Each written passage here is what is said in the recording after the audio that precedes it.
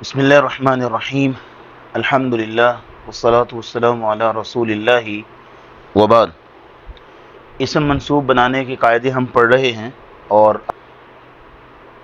اب تک ہم نے 5 قاعدے پڑھ لیے ہیں، جن میں پہلے نمبر پہ الف مقصورہ والا قاعدہ، الف مقصورہ کو اسم منصوب کیسے بنانا ہے، پھر الف ممدودہ والا قاعدہ، پھر تیسرے نمبر پہ شافعی والا قاعدہ، چوتھے نمبر پہ تائے تانیث والا قاعدہ کہ تائے تانیث کو اسم منصوب بناتے ہوئے کیا کرنا ہے، پھر 5ویں نمبر پہ علی والا قاعدہ۔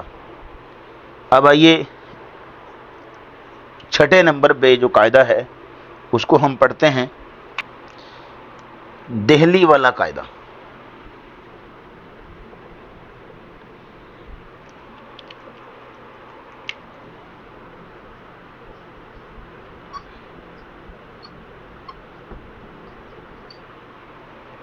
دہلی والا قاعدہ جو ہے، اب دہلی والا قاعدہ کیسے ہے، اس میں مصنف فرماتے ہیں کہ اگر یا چوتھی جگہ پر کسرہ کے بعد واقع ہو تو یا کو حذف کرنا یا واو سے بدلنا دونوں جائز ہے۔ قاعدہ دیکھیے گا کہ اگر یا جو ہے چوتھی جگہ پہ،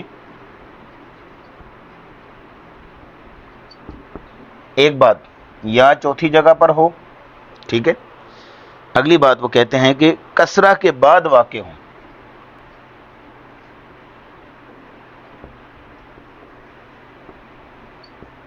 یہ دوسری بات، یا چوتھی جگہ پر ہو کسرہ کے بعد واقع ہوں تو کیا کرنا ہے، کہتے ہیں کہ یا کو حذف کرنا اور واو سے بدلنا دونوں جائز ہے۔ یا کو حذف کرنا اور یا آپ کہہ لیجئے کہ یا کو حذف کرنا یا واو سے بدلنا دونوں جائز ہے۔ یا چوتھی جگہ پہ ہو کسرہ کے بعد واقع ہو، یا کو حذف کرنا یا واو سے بدلنا دونوں جائز ہے۔ اب اس کو ذرا مثال ذرا سمجھیے گا، جو ہم نے قاعدے کا نام دیا ہے دہلی والا قاعدہ، یہی مثال ہے اس کی، کہ یہ لفظ ہے ہمارے سامنے دہلی،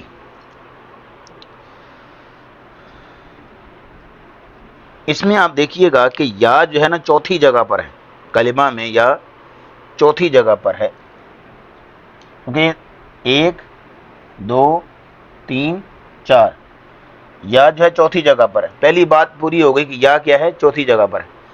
آگے فرماتے ہیں کہ کسرہ کے بعد واقع ہوں، کہ یا کسرہ کے بعد ہے، کیونکہ یا ساکن سے پہلے لام زیر لی ہے تو کسرہ کے بعد یا آئی ہے، دونوں ہماری شرطیں پوری ہیں۔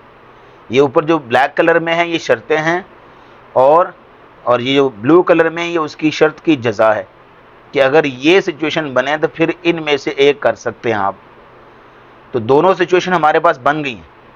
اب کرنا کیا ہے، مصنف کہتے ہیں کہ اب اس یا کو حذف کرنا اور یا اس یا کو واو سے بدلنا دونوں جائز ہیں۔ پہلے تو اس یا کو حذف کرنے والے اصول پہ عمل کرتے ہیں نا،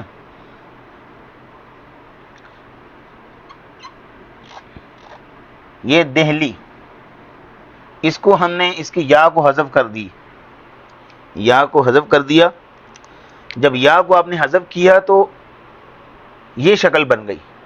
اب اس کے آخر میں یا نسبت لگائیے، جو یا مشدد ہے یا نسبت ہے وہ لگائیے، تو یہ ہمارے سامنے اسم منصوب بن گیا دہلی یو، دہلی یو۔ تو کسی بھی نام کے آخر میں دہلی لگایا جا سکتا ہے، یہ اسم منصوب ہوگا اگر کوئی شخص دہلی کا رہنے والا ہو، انڈیا کا رہنے والا ہو، دہلی یو یہ اسم منصوب ہے۔ اب اس میں دوسری جو چیز انہوں نے بیان کی ہے کہ یا کو واو سے بدلنا بھی جائز ہے۔ یہ دہلی ہے، اس کو اب لے آئیے اس انداز سے، یہ ہمارے سامنے اس وقت جو ہے وہ یا کو ختم کیا گیا ہے اور اس دہلی ہے۔ اب کہتے ہیں یا کو واو سے بدلنا دونوں جائز ہے. اب اس یا کو واو سے ایکسچینج کر دیں, سمپلی اس کو یہاں سے آپ نے واو بنا دینا. یہاں پہ ہم نے یا کو اڑایا تھا, یہاں ہم نے یا کو واو سے ایکسچینج کیا ہے, تو یہ دہلی یہ شکل بن گئی. اب آخر میں یا نسبتیہ لگائیں تو کیا بنا؟ دہلویو, دہلویو, دہلویو. یہ بھی یا نسبت لگ گئی اور اسم منصوب بن گیا.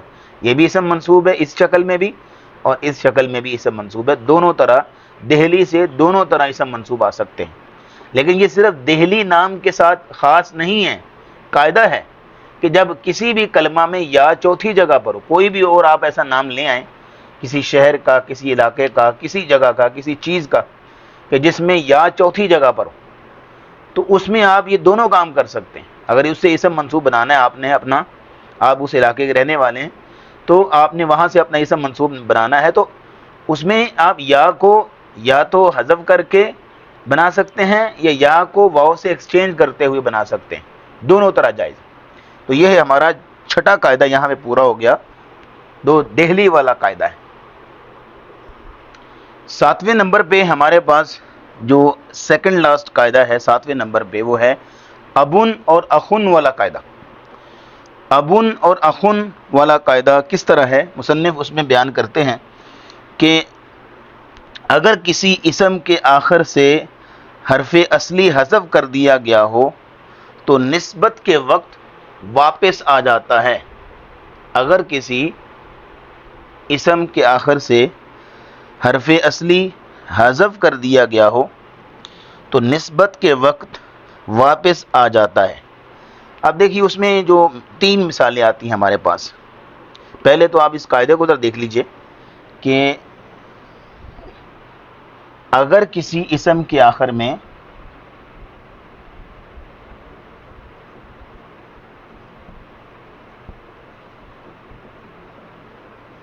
حرف اصلی حذف کر دیا گیا ہو تو کیا ہوگا؟ نسبت کے وقت وہ واپس آ جاتا ہے.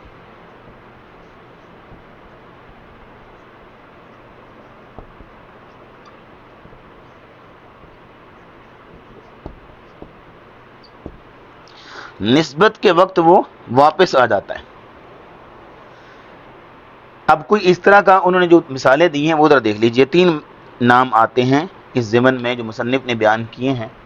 وہ ہے کہ ایک ہمارے پاس ہے ابن, دوسرا ہے آخن, اور تیسرا ہے دامن.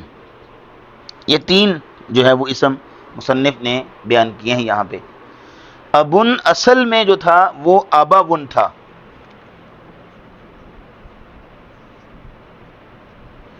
اصل میں یہ تھا اباون, اور اخن اصل میں اخاون تھا, دامن اصل میں داماون تھا.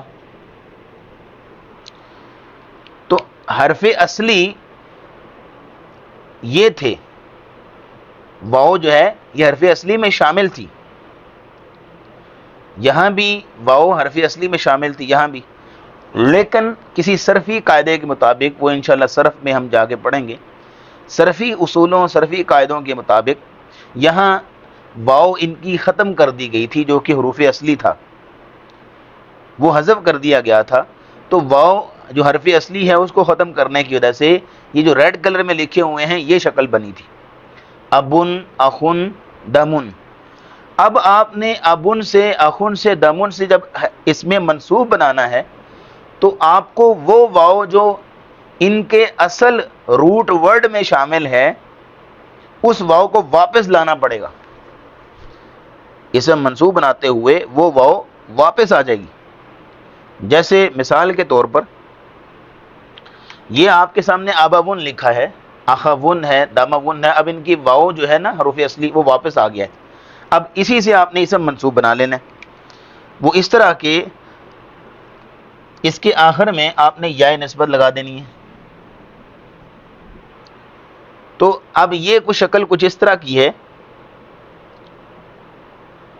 یا چاہتی ہے کہ میرے سے پہلے زیر ہو، تو یہ جو پیش آلریڈی ہے اس کو آپ نے ختم کر دینا ہے. تو یہ بنا ابویون. یہ کیا بنا؟ ابویون. تو یہ ہمارا اسم منصوب ہو گیا ابویون. اور اخون، اس کے بھی آخر میں اسی طرح آپ نے یا نسبتیہ لگائیں، اور یہ جو دو پیش کی تنوینیں ختم کریں کیونکہ یا سے پہلے زیر آنی چاہیے. تو یہ ہمارے سامنے اخویون ہو گیا. اسی طرح دمن سے دمون بنا، واو جو اصلی حروف میں سے واپس آ گئی تو آخر میں یا نسبتیہ لگائیے اور یہ دو پیش ختم کریں، یہ بنا دمویون. تو یہ ہے ہمارا 7واں قاعدہ.